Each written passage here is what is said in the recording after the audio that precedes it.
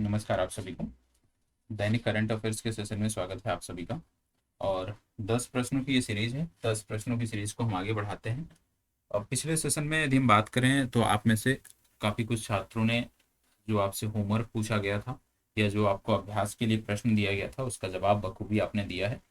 Telegram group पर भी आप सभी ने शेयर किया था। तो इसी प्रकार से नियमित जो है वो लगातार अभ्यास प्रश्नों का जवाब देते रहें और जो भी आपसे अतिरिक्त जानकारी मांगी जाए संबंधित सेशन में वह भी आप लगातार शेयर करते रहें, क्योंकि इन्वॉल्वमेंट जितना आप बढ़ाओगे उतना संबंधित विषय में चीज़ें आपकी बेहतर होंगी। तो सभी उपस्थित हो जाएं और फिर सेशन को आगे बढ़ाते हुए प्रश्नों की शुरुआत करते हैं।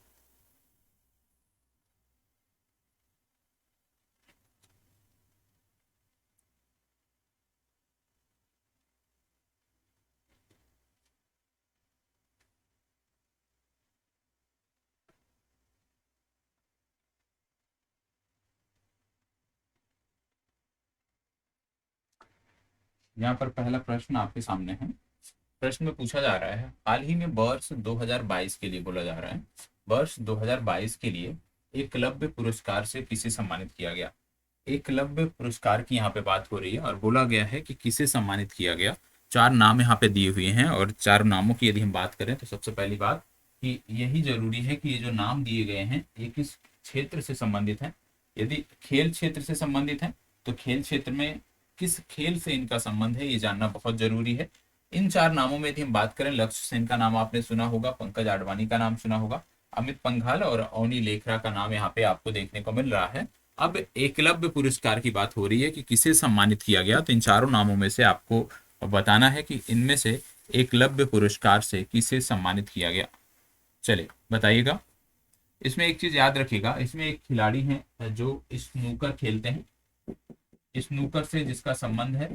स्नूकर कह लीजिए या इनको आप बोल दीजिए कि बिलियर्ड्स से इनका संबंध है। ठीक है, ये बिलियर्ड्स या स्नूकर्स के खिलाड़ी हैं और इनका नाम है पंकज आडवाणी। पंकज आडवाणी को यह पुरस्कार दिया गया है जिसको आप बोलते हैं एकलव्य पुरस्कार। यहाँ पे खेलों की बात आ रही है तो कुछ आगामी जो खेल आयोजन है वह भी आपको पता होना चाहिए। जैसे पांचवा जो आपका खेलो इंडिया यूथ गेम होना है, फिफ्थ खेलो इंडिया यूथ गेम, याद रखिएगा, फिफ्थ खेलो इंडिया यूथ गेम। इसका आयोजन कहाँ होगा, तो इसका आयोजन किया जाएगा मध्य प्रदेश की राजधानी भोपाल में। दूसरा जो आपको याद रखना है वो है तीसरा खेलो इंडिया यूनिवर्सिटी गेम। क्या है तीसरा?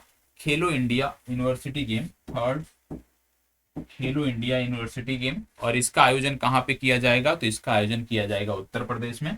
और ये सभी के सभी जो आयोजन है ये वर्ष 2030 में आयोजित होने वाले आयोजन है, आयोजित किए जाने वाले आयोजन है, इसलिए इनका डिटेल जो है वो आपको पता होना चाहिए। इसके साथ साथ आप जान रहे हैं कि वर्तमान समय में जंतर मंतर पे आप देख रहे होंगे कि पहलवानों का लगातार जो धरना है वो लगातार चल रहा है। कुश्ती से जुड़े हुए खिलाड़ी हैं वहां पे, ज्यादातर जो खिलाड़ी बैठे हैं वो कुश्ती से जुड़े हुए हैं। और उसमें आपको यह भी देखने को मिल रहा है कि लगातार वो जो आंदोलन है उनका वो लगातार बढ़ रहा है। तो ऐसे में कुश्ती से जुड़े हुए जो प्रश्न हैं वो आपके लिए महत्वपूर्ण हो जाते हैं। और इस समय यदि हम बात करें वर्ष 2023 की, जब आप बात करते हो तो 2023 में एक पुरुषों का कुश्ती चैंपियनशिप होने वाला है जिसको बोलते हैं पुरुष एशियाई कुश्ती चैंपियनशिप। और पुरुष एशियाई कुश्ती चैंपियनशिप 2023 का जो होना है वो नई दिल्ली में आयोजित किया जाएगा। तो यह भी आपको याद रखना है। ठीक है, तो आज के संदर्भ में यदि हम बात करें तो कुश्ती से जुड़े हुए जो खिलाड़ी हैं, कुश्ती से जुड़े हुए जो पुरस्कार हैं, कुश्ती से जुड़े हुए जो आयोजन हैं वो आपकी परीक्षाओं के लिए सर्वाधिक महत्वपूर्ण है, तो इन पे विशेष नजरें आपको बनाए रखनी। ठीक है, तो चलिए बढ़ते हैं आगे और देखते हैं आज का दूसरा प्रश्न। दूसरा प्रश्न बोला जा रहा है, हाल ही में भारत का पहला कार्बन न्यूट्रल फार्म किस राज्य के एक बीज फार्म को घोषित किया गया। कार्बन न्यूट्रल फार्म की बात हो रही है कि जो फार्म है ये कार्बन न्यूट्रल फार्म है और ये किस राज्य से संबंधित है ये आपसे पूछा जा रहा है। चार राज्य यहाँ पे आपके दिए हुए हैं, महाराष्ट्र दिया है, मध्य प्रदेश दिया है, केरल दिया है, तमिलनाडु दिया है। इन चारों में से आपको बताना है। तो चलिए बताइएगा, भारत का पहला कार्बन न्यूट्रल फार्म किस राज्य में के एक बीज फार्म को घोषित किया गया है। इन चार राज्यों में से आपको जवाब देना है। चलिए बताइएगा। देखो, आपको पिछले दिनों बताया गया था कि देश का पहला संविधान साक्षर जो जिला बना है वो कहाँ पे है, तो आपने देखा था कि पिछले दिनों कि देश का पहला जो संविधान साक्षर जिला है ये केरल राज्य में आपको देखने को मिल रहा था। जिले की नाम की बात करें तो कोल्लम नाम देखने को मिल रहा था। कोल्लम नाम देखने को मिल रहा था। ये भारत का पहला संविधान साक्षर जिला है, केरल से संबंधित है, ये आपको पता होना चाहिए।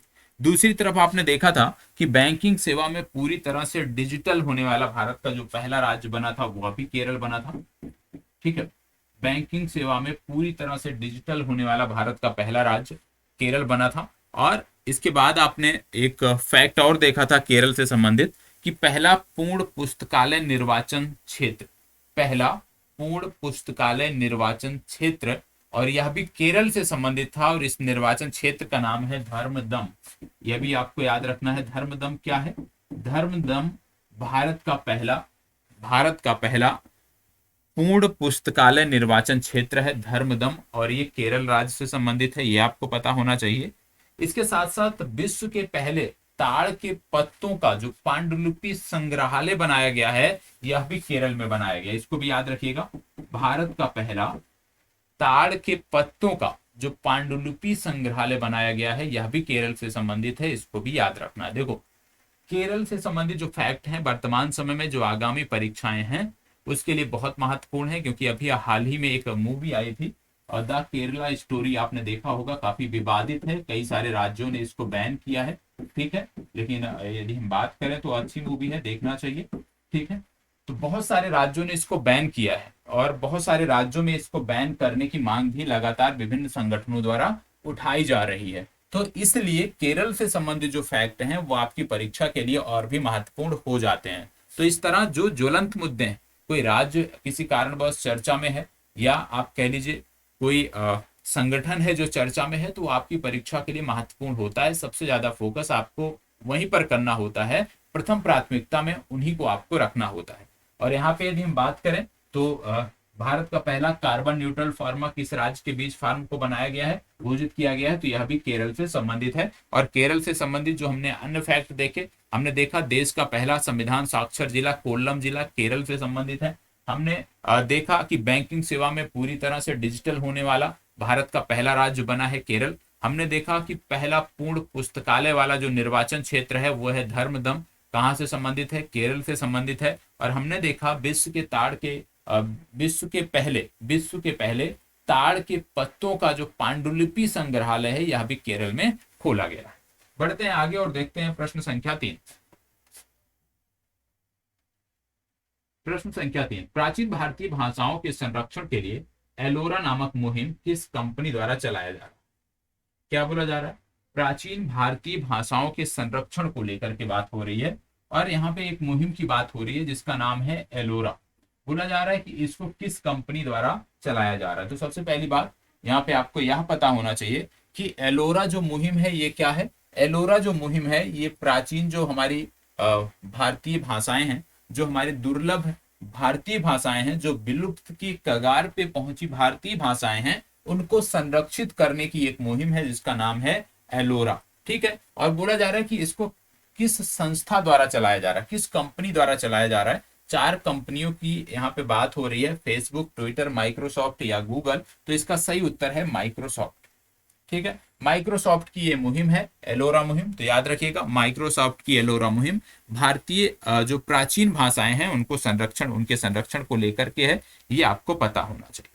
ठीक है, इसके साथ साथ आपको पता होगा एक डिजिटल सुरक्षा अभियान भी चलाया गया। यदि आपको याद हो पिछले दिनों बताया गया है डिजिटल सुरक्षा अभियान। डिजिटल सुरक्षा अभियान, यदि आपसे पूछ लिया जाए कि डिजिटल सुरक्षा अभियान कौन कौन सी संस्थाएं या कौन कौन सी कंपनियां मिलकर चला रही हैं, तो याद रखिएगा इसमें सबसे पहले मेटा, जो फेसबुक की आप कह सकते हो अभिभावक कंपनी है मेटा और ministry of electronics and information technology, ये दोनों मिलकर डिजिटल सुरक्षा अभियान नामक एक कैंपेन चला रहे हैं, यह भी आपको पता होना चाहिए। इसके साथ साथ आपने एक कंपनी का नाम सुना होगा मीटी, MEITY, मीटी प्लस मेटा, ये दोनों मिलकर एक मुहिम चला रहे हैं जिसका नाम है XR स्टार्टअप प्रोग्राम। क्या चला रहे हैं? XR startup program. ये भी आपको पता होना चाहिए। XR स्टार्टअप प्रोग्राम मीटी और मेटा मिलकर चला रहे हैं, यह भी जानकारी आपको होनी चाहिए। तो इस प्रकार से जो भी कंपनियां हैं, कुछ वैश्विक स्तर पर महत्वपूर्ण कंपनियां हैं, उनके द्वारा जो भी इस तरह के प्रोग्राम चलाए जा रहे हैं, जो भी इस तरह की कैंपेन चलाई जा रही हैं, उसके बारे में आपको जानकारी होनी चाहिए। ठीक है, नोट्स बनाने का प्रॉपर तरीका मैंने आपको बता दिया था, उसी तर्ज पर आपके अपने नोट्स बनने चाहिए। इसको बताइए।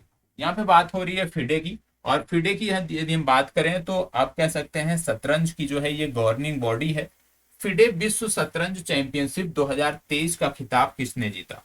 क्या बोला जा रहा है? फिडे विश्व शतरंज चैंपियनशिप 2023 का खिताब किसने जीता?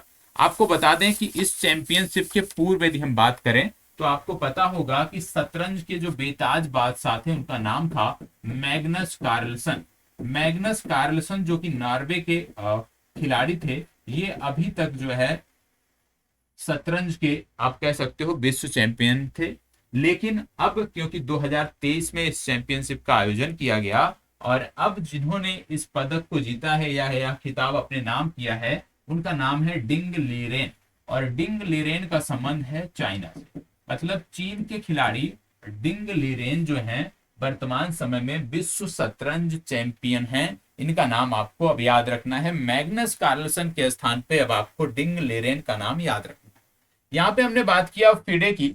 फिडे जो है शतरंज की गवर्निंग बॉडी है, और जब फिडे की बात करते हैं, फिडे की बात करते हैं तो आपको पता होना चाहिए कि फिडे का जो मुख्यालय है ये लुज़ेन शहर में देखने को मिलता है। लुज़ेन शहर में देखने को मिलता है, और लुज़ेन शहर जो है ये स्विट्जरलैंड का एक शहर है, ये आपको पता होना चाहिए। ठीक है, फिडे ने अभी हाल ही में दिव्यांग ओलंपियाड भी कराया था, और फिडे द्वारा आयोजित दिव्यांग ओलंपियाड में यदि हम बात करें तो पुर्तगाल ने पदक जीता था, यह आपको पता होना चाहिए। ठीक है, चलिए आगे बढ़ते हैं। अग्नि वॉरियर नामक सैन्य अभ्यास भारत और किस देश के बीच आयोजित किया जाता है? चलिए इसको बताइए। अग्नि वॉरियर नामक सैन्य अभ्यास भारत और किस देश के बीच आयोजित किया जाता है, आपको बताना है। 4 नाम दिए हुए हैं, इन चारों नामों पर आपको जवाब देना। अग्नि वॉरियर नामक सैन्य अभ्यास भारत और किस देश के बीच आयोजित किया जाता है? चलिए बताइएगा। आपको पता होगा भारत की जो सबसे स्वच्छ छावनी है उसका नाम है देवलाली। देवलाली ये आपको नासिक महाराष्ट्र में देखने को मिलती है। देवलाली छावनी जो है ये भारत की सबसे स्वच्छ छावनी है, ये आपको पता होना चाहिए। और ये जो सैन्य अभ्यास हुआ था अग्नि वॉरियर, ये इसी देवलाली जो छावनी है यहीं पर आयोजित हुआ था। और इसमें भाग किसने लिया यदि हम बात करें तो याद रखिएगा, इसमें भारत और सिंगापुर ने भाग लिया। मतलब भारत और सिंगापुर के बीच आयोजित होने वाला यह एक सैन्य अभ्यास है। हमने देखा कि देवलाली जो छावनी है ये महाराष्ट्र से संबंधित है, तो महाराष्ट्र से संबंधित कुछ फैक्ट आपको पता होना चाहिए। जैसे महाराष्ट्र में अभी कुछ दिन पूर्व एलोरा अजंता अंतरराष्ट्रीय महोत्सव मनाया गया था। एलोरा अजंता अंतरराष्ट्रीय महोत्सव भी हाल ही में मनाया गया था, ये आपको पता होना चाहिए। एलोरा अजंता अंतरराष्ट्रीय महोत्सव के साथ साथ भारत रंग महोत्सव का भी आयोजन किया गया था। भारत रंग महोत्सव का भी यहाँ पे आयोजन किया गया था, ये आपको पता होना चाहिए। ठीक है, चलिए बढ़ते हैं आगे। हाल ही में चर्चा में रहा प्रोग्राम बिंड या बाइंड का संबंध किस क्षेत्र से है? बताएं। प्रोग्राम बाइंड का संबंध किस क्षेत्र से है आपको बताना है। स्वास्थ्य सेवा क्षेत्र, रक्षा क्षेत्र, सैन्य क्षेत्र या सूचना प्रौद्योगिकी क्षेत्र? चलिए बताइए। विशेष रूप से आपको यहाँ पे बता दूं, ये जो प्रोग्राम है ये हमारा ऑल इंडिया रेडियो है और प्रसार भारती है। याद रखिएगा, प्रसार भारती और ऑल इंडिया रेडियो के आधुनिकीकरण को लेकर के यह प्रोग्राम है। ठीक है, आधुनिकीकरण को लेकर के यह प्रोग्राम है। ठीक है, तो यहाँ पे यदि हम बात करें तो ऑल इंडिया रेडियो और प्रसार भारती की बात हो रही है, मतलब ई विकल्प आपका सही उत्तर होगा। ठीक है, सूचना प्रौद्योगिकी नहीं कह सकते आप। ठीक है, तो याद रखिएगा, ऑल इंडिया रेडियो और प्रसार भारती को लेकर के ये प्रोग्राम है, इनके आधुनिकीकरण को लेकर के ये प्रोग्राम है, ये आपको याद रखना है। और आपको यह भी पता होगा कि भारत में वर्तमान समय में यदि हम बात करें तो 615 कुल संख्या भारत में 615 एफएम ट्रांसमीटरों की है। भारत में कुल 615 एफएम ट्रांसमीटर आपको देखने को मिलते हैं, जो भारत के 73.5% एरिया को कवर करते हैं। जो भारत के 73.5% एरिया को कवर करते हैं, ये आपको पता होना चाहिए। पूरे भारत में आपको एग्जैक्ट जो डेटा है वो 615 आप कह सकते हो एफएम ट्रांसमीटर देखने को मिलते हैं, और ये भारत के 73.5% एरिया को कवर करते हैं, जिसमें 91 अभी नए हैं।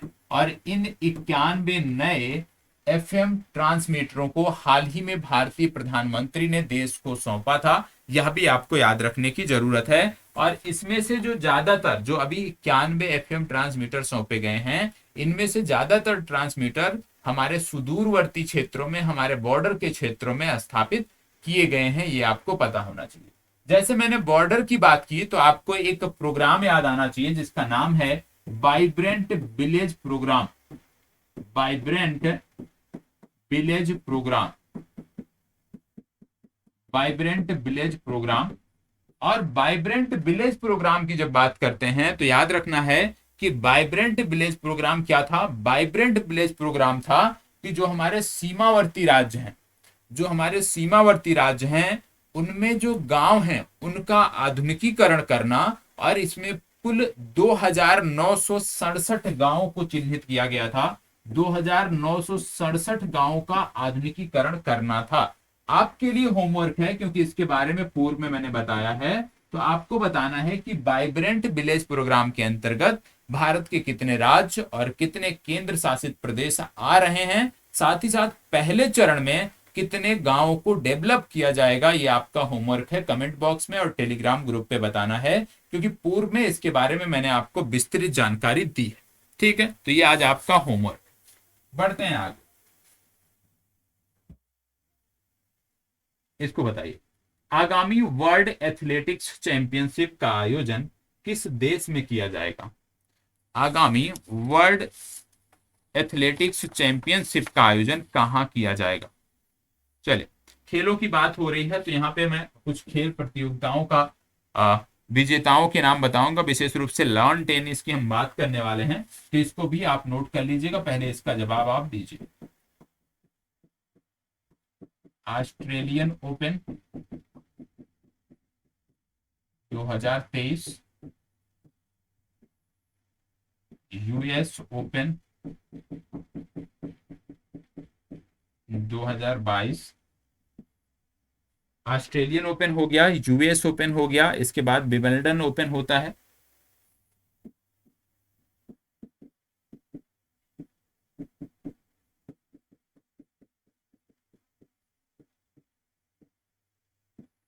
विंबलडन ओपन हो गया 2022, और इसके बाद आपको फ्रेंच ओपन देखना है। ये 4 प्रतियोगिताएं आपको हमेशा याद आनी चाहिए, फ्रेंच ओपन। ठीक है, सबसे पहली बात, इस प्रश्न के जवाब की बात कर लेते हैं। बोला जा रहा है कि वर्ल्ड एथलेटिक्स चैंपियनशिप या विश्व एथलेटिक्स चैंपियनशिप का आयोजन कहाँ किया जाएगा, तो हंगरी में किया जाएगा। हंगरी यूरोपियन देश है, यहाँ पे आपको देखने को मिलेगा। अब जो लॉन टेनिस से जुड़ी हुई प्रतियोगिताएं हैं, इनके विजेताओं का नाम आपको नोट करना है। जैसे ऑस्ट्रेलियन ओपन हुआ 2023 में, सबसे पहला ओपन ऑस्ट्रेलियन ओपन होता है। ऑस्ट्रेलियन ओपन हुआ, ऑस्ट्रेलियन ओपन को जीता किसने, नोवाक जोकोविच ने जीता। पहला नाम याद रखिएगा, ऑस्ट्रेलियन ओपन को किसने जीता, नोवाक जोकोविच। पुरुषों की कैटेगरी में नोवाक जोकोविच ने जीता। महिलाओं की कैटेगरी में इनका नाम याद रखिएगा, स्टेफानोस,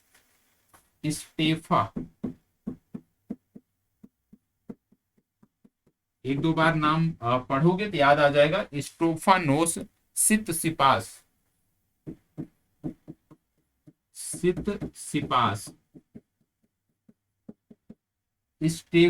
स्टेफानोस सितसिपास ने महिलाओं की कैटेगरी में जीता। फिर बात आती है विंबलडन या यूएस ओपन 2022 की। यूएस ओपन 2022 की बात करें तो पुरुषों की कैटेगरी में इसमें नोट कर लेना है Carlos Alcaraz. Carlos Alcaraz, Carlos Alcaraz ने जीता। महिलाओं की कैटेगरी में यदि हम बात करें तो नोट कर लीजिएगा ईगा स्वियातेक, ईगा स्वियातेक, ठीक है। फिर इसके बाद बात आती है विंबलडन ओपन। विंबलडन ओपन में नोट कर लीजिएगा, विंबलडन ओपन में पुरुष में जीता नोवाक जोकोविच ने, और महिलाओं की कैटेगरी में जीता निक किर्गियोस ने। निक किर्गियोस ने महिलाओं की कैटेगरी में जीता, पुरुषों की कैटेगरी में नोवाक जोकोविच ने। फिर बात आती है फ्रेंच ओपन 2022 की। फ्रेंच ओपन 2022 की पुरुषों की कैटेगरी में राफेल नडाल ने जीता, महिलाओं की कैटेगरी में ईगा स्वियातेक ने जीता। इनका नाम आपको याद रखना है, ये चारों याद रखना है। इसमें एक चीज जरूर याद रखिएगा कि अभी केवल 2023 में ऑस्ट्रेलियन ओपन हुआ है, तो ऑस्ट्रेलियन ओपन 2023 का डेटा है, बाकी के जो 3 डेटा हैं वो 2022 के हैं, ये जरूर याद रखना है, ठीक है। अब बात आई है फ्रेंच ओपन। जैसे मैंने आपको बताया कि फ्रेंच ओपन का खिताब जो है 2022 का राफेल नडाल ने और ईगा स्वियातेक ने जीता, ठीक है। इसी से जोड़कर मैं आपको बता दूं कि अभी हाल ही में एटीपी चैलेंजर ट्रॉफी हुई थी, एटीपी चैलेंजर ट्रॉफी। और एटीपी चैलेंजर ट्रॉफी जो हुई थी वो इटली के रोम शहर में हुई थी, ठीक है, इटली देश के रोम शहर में हुई थी। और इसका जो खिताब जीता है, इनका नाम बहुत महत्वपूर्ण है, इनका नाम है सुमित नागल। सुमित नागल, सुमित नागल ने ये खिताब जीता है। कौन सा खिताब? एटीपी चैलेंजर प्रतियोगिता जीती है। और एटीपी चैलेंजर प्रतियोगिता जीतने वाले सुमित नागल पहले भारतीय खिलाड़ी हैं, इसलिए इनका नाम अपने आप में महत्वपूर्ण है, जो आपको आगामी परीक्षाओं के लिए याद रखना है, ठीक है। चलिए बढ़ते हैं आगे,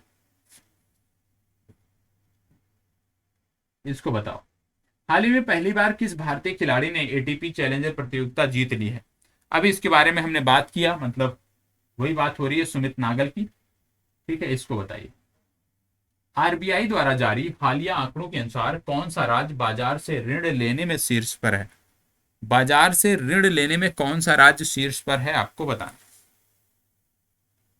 चलिए, वो राज्य वही है जिसने ऑनलाइन जुए को नियंत्रित करने के लिए एक अध्यादेश लाया है। तो यह राज्य है तमिलनाडु। तमिलनाडु बाजार से ऋण लेने में टॉप पर है, आप कह लीजिए। और इसने अभी पिछले दिनों ही एक अध्यादेश लाया था, विशेष रूप से ऑनलाइन जुए को नियंत्रित करने के लिए, यह भी आपको याद रखने की जरूरत है। तमिलनाडु वही राज्य है जहां पे आदिपुरम त्योहार मनाया जाता है। आदिपुरम नामक त्योहार इस राज्य में मनाया जाता है, यह भी आपको याद रखने की जरूरत है। तो बी विकल्प इसका सही उत्तर है, तमिलनाडु। आगे बढ़ते हैं, भारत का पहला पूर्ण पुस्तकालय निर्वाचन क्षेत्र किस राज्य में बना है। चलिए बताइए, भारत का पहला पूर्ण पुस्तकालय निर्वाचन क्षेत्र किस राज्य में बना है, आपको बताना है। 4 राज्य यहाँ पे हैं आपके लिए, तमिलनाडु, केरल, कर्नाटक, उड़ीसा, इन्हीं में से आपको जवाब देना। भारत का पहला पूर्ण पुस्तकालय निर्वाचन क्षेत्र किस राज्य में बना है, चलिए बताइएगा। आपको बता दें, इस राज्य में एक ऐप है जिसका नाम था कावल उथवी ऐप। कावल उथवी ऐप, ये आपको याद रखने की जरूरत है। इसके साथ साथ मीनदम मंजपई योजना यहाँ पे चलती है। मीनदम मंजपई योजना इसी राज्य में चलती है। दोनों के बारे में मैं बता भी देता हूँ डिटेल में। कावल उथवी ऐप जो है, ये आपात स्थिति में पुलिस सहायता के लिए है। आप इस ऐप का सहारा ले सकते हैं इस राज्य में। मीनदम मंजपई योजना की बात करें तो विशेष रूप से प्लास्टिक से थैलियां जो बहुतायत मात्रा में यूज की जाती हैं, प्रयोग में लाई जाती हैं, तो प्लास्टिक थैलियों को नियंत्रित कर कपड़े के थैले को बढ़ावा देने के लिए जो है वो मीनदम मंजपई योजना लाई गई है, ये आपको पता होना चाहिए। तो कावल उथवी है और मीनदम मंजपई योजना, ये दोनों के दोनों आपको पता होना चाहिए। और इसका संबंध कहाँ से है? इसका संबंध है केरल से, क्योंकि ये केरल से संबंधित है। और इसके बारे में आपको पहले प्रश्न में जब आपने देखा होगा तो वहां पे मैंने आपको बताया था कि पहला पूर्ण पुस्तकालय निर्वाचन क्षेत्र जो है वो धर्मदम है, मतलब यदि आपने पहले या दूसरे प्रश्न को ध्यान से सुना होता तो इसके बारे में, इस प्रश्न के बारे में हमने वहां पे चर्चा की थी, तो आपकी जानकारी पूरी होती, आप इसका जवाब देने में सक्षम होते। तो केरल से संबंधित है। आगे बढ़ते हैं। आज का अभ्यास प्रश्न आपके सामने है। बोला जा रहा है लोकायुक्त विधेयक 2022 पारित करने वाला भारत का पहला राज्य कौन सा है? लोकायुक्त विधेयक पारित करने वाला भारत का पहला राज्य कौन सा है, ये आपको बताना है। चलिए बताइएगा, लोकायुक्त विधेयक पारित करने वाला पहला राज्य कौन सा है? चलिए बताइएगा।